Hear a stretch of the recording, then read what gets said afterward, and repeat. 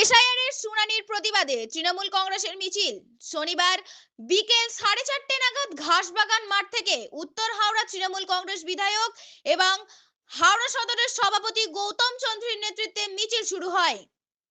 প্রায় 1000 তৃণমূল কর্মী এই মিছিলে পা মেলায়। মিছিল ডবসন রোড, পিলখানা, শালকিয়া চৌরাস্তা, বাধাঘাট হয়ে মিছিল শেষ হয়। এদিন গৌতম চৌধুরীর অভিযোগ করেন, নির্বাচন কমিশনের খসড়া ভোটার তালিকায় যেভাবে উত্তর হাওড়া বিধানসভা কেন্দ্রের প্রায় 61,000 ভোটারের নাম বাদ গেছে তার সম্পূর্ণরূপে অবৈজ্ঞানিক। শুধু তাই নয়, ওই কেন্দ্রের প্রায় 30,000 ভোটারকে শুনানিতে ডাকা হয়েছে হাওড়া শরৎ সদনে। এর ফলে দূর থেকে আসা মহিলারা বিপদে পড়বেন। তার আরো অভিযোগ, নির্বাচন কমিশন বিজেপির আঙুল হেলনে চলছে। উল্লেখ্য, উত্তর হাওড়া বিধানসভা কেন্দ্রের গতবার তৃণমূল কংগ্রেসের প্রার্থী গৌতম চৌধুরী 5,000-এর কিছু বেশি ভোটে জিতেছিলেন। এবারে ভোটার লিস্টে নাম বাতিলের ধাক্কায় তৃণমূল কি চাপে পড়ে গেছে? এই প্রশ্নের উত্তরে গৌতম চৌধুরী বলেন, সময় কথা বলবে। এখানে উন্নয়নের অঙ্কে তারা এগিয়ে আছেন। দীর্ঘদিন রাজনীতি করার সুবাদে তিনি আত্মবিশ্বাসী, ফের ভোটে জিতবেন। আপনারা দেখছেন H+ সিটি নিউজ। সমস্ত মানুষ এক হও, এক হও, এক হও। বৈধ ভোটার কাটার বিরুদ্ধে সমস্ত মানুষ এক হও, এক হও, এক হও। তৃণমূল কংগ্রেস জিন্দাবাদ, জিন্দাবাদ, জিন্দাবাদ।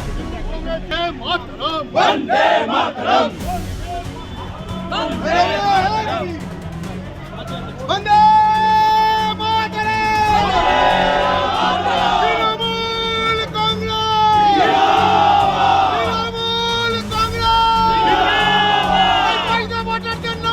কেন নির্বাচন কমিশন জবাব অন্যায়ভাবে বৈধ ভোটারদের নাম বাদ দেওয়া চক্রান্তের বিরুদ্ধে আজকের মিছিল চলছে। তৃণমূল কংগ্রেস বৈধ ভোটারদের নাম বাদ দেওয়া নির্বাচন কমিশনের ষড়যন্ত্রের বিরুদ্ধে সকল মানুষ এক এই বৈধ ভোটারদের নাম বাদ দেওয়ার বিজেপি এবং এই মিছিলের উদ্দেশ্যটা কি পারবে? দেখুন, মিছিলের উদ্দেশ্য হচ্ছে প্রায় আমাদের 30,000 মানুষকে হেয়ারিং এ ডেকেছে, মানে ভুল হয়েছে। কে ডাকছে? বিজেপি সরকার।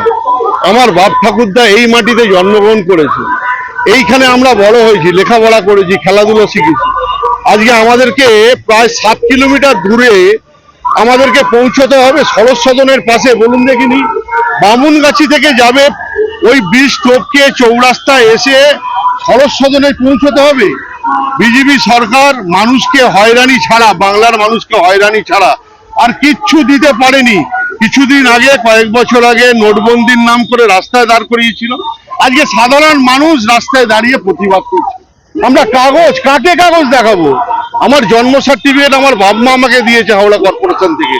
আর যেদিনকে মরে যাব সেদিনকে বাধাঘাট শ্মশানে মারা যাব, সেদিনকে একটা ডেথ সার্টিফিকেট হবে। কিসের কাগজ?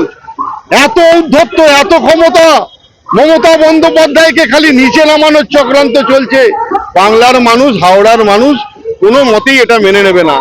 আমরা অলরেডি ডিএম এর কাছে আমি ডেপুটেশন মারফত দিয়ে রেখেছি যে আমরা এত দূর যেতে পারবো না।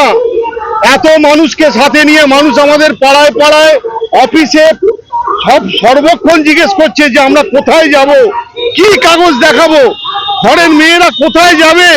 প্রায় 7 কিলোমিটার দূরে শরৎ সদনে যারা বাবুরডাঙ্গা ঘুষুরি থাকে তারা যাবে। আমরা অলরেডি ডিএম এর কাছে আমরা বিস্তারিতভাবে জানিয়েছি, এরপর সিদ্ধান্ত জানাবার হবে। বিজেপি বলছে যে 6,000 মানুষের নাম বাদ গেছে এখান থেকে।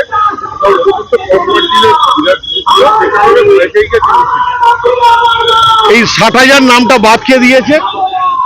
মমতা সরকার। পশ্চিমবঙ্গ কি নির্বাচন কমিশনকে প্রয়োগ করেছে? আমরা তো সবাই একসাথে ছিলাম। এই 60,000 মানুষকে বাদ দিল বিজেপি সরকার। এখানকার হিন্দিভাষী মানুষ, এখানকার বাঙালি মানুষ, এখানকার রাজস্থানী মানুষ প্রতিবাদ জানাবে। এর প্রতিবাদে ভোটে কি আগের বারে দেখা গেল মার্জিন 5,000-এর মতো ছিল, এটার মার্জিন। বিজেপি বলছে এতে তৃণমূল চাপে পড়ে গেছে। এটা ভবিষ্যৎ বলবে। আবার বলি, কোনো পলিটিক্যাল পার্টি রায় দেয় না, রায় দেয় না মানুষ। এই যে হয়রানি, এই যে কষ্ট, এই মানুষকে যে লাইনে দাঁড় করা 7 কিলোমিটার দূর থেকে সকালবেলা গিয়ে কাজকর্ম না করে, আর মানুষ জবাব দেবে উত্তর হাওড়ার উন্নয়নকে সামনে রেখে।